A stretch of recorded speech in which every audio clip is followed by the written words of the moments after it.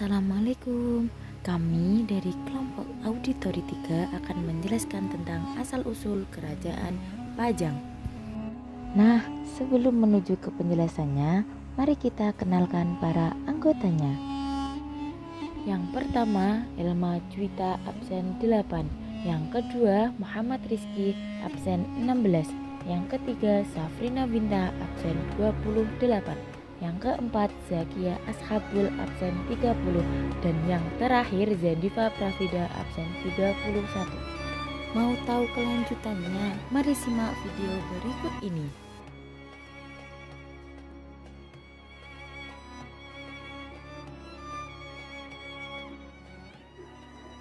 Awal mula berdirinya Kerajaan Pajang diawali oleh pertempuran antara Aryo Penangsang dengan Joko Tingkir.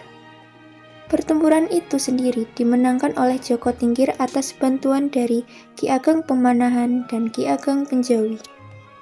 Kemenangan ini membuat Joko Tingkir memimpin Demak dengan gelar Sultan Hadiwijaya. Gelar tersebut diperoleh dari Sunan Giri. Sultan Hadiwijaya kemudian memindahkan pusat kerajaan dari Demak menuju Pajang. Dengan demikian, resmilah sudah Kerajaan Pajang. Pada tahun 1549 Masehi, Adipati Jipang Arya Penangsang melakukan pembalasan dendam dengan memerintahkan pembunuhan terhadap Sunan Prawoto.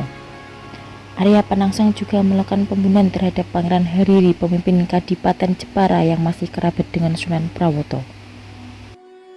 Kemudian, masa kejayaan Kerajaan Pajang. Masa kejayaan Kerajaan Pajang terjadi pada masa pemerintahan Raja Hadiwijaya atau Jakatingkir Raja pertamanya. Sultan Pajang mulai melakukan perluasan kekuasaan sehingga beberapa daerah sekitarnya antara lain Jipang dan Demak sendiri mengakui kekuasaan Pajang. Demikian pula ia meluaskan pengaruhnya ke daerah pesisir utara seperti Jepara, Pati, bahkan ke arah barat sampai ke Banyumas.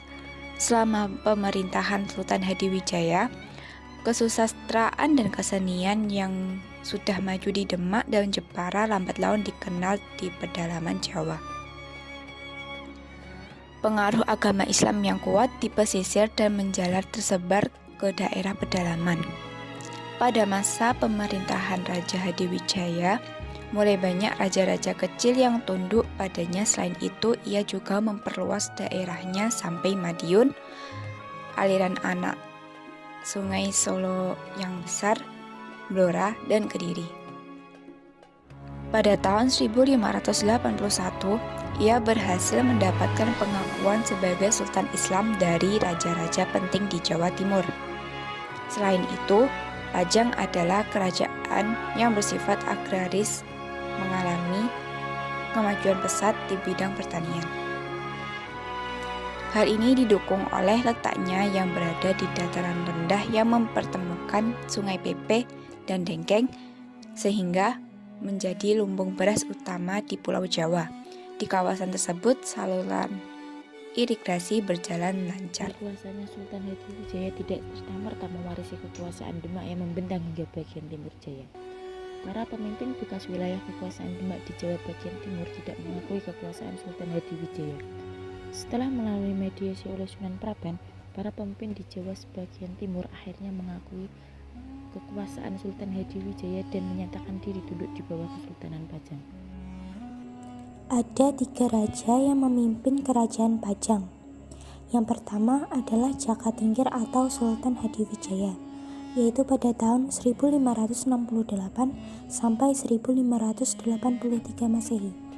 Yang kedua adalah Arya Pangiri atau Ngawantipura, yaitu tahun 1583 sampai 1586 Masehi. Dan yang ketiga adalah Pangeran Benawa atau Prabu Wijaya, yaitu pada tahun 1586 sampai 1587 Masehi.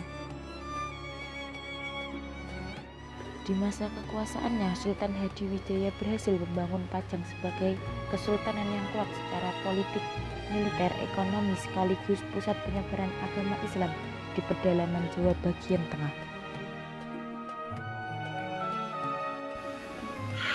Peruntuhan Kerajaan Pajang. Pada 1582 Masehi, meletus Perang Pajang dan Mataram.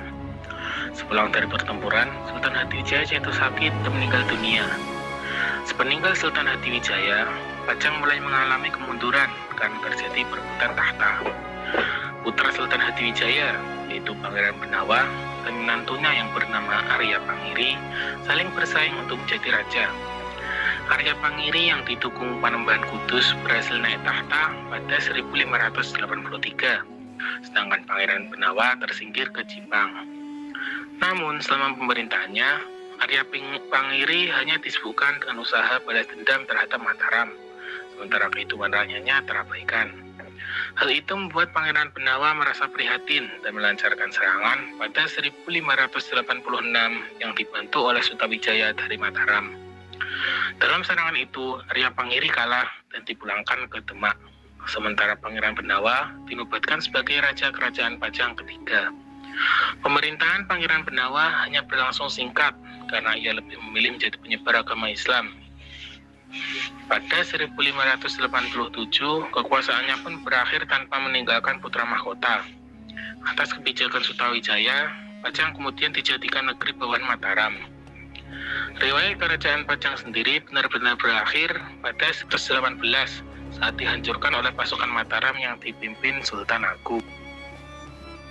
Pada tahun 1588 Masehi, perang kembali ke pedalaman Jawa setelah tenang pilihan tahun lamanya.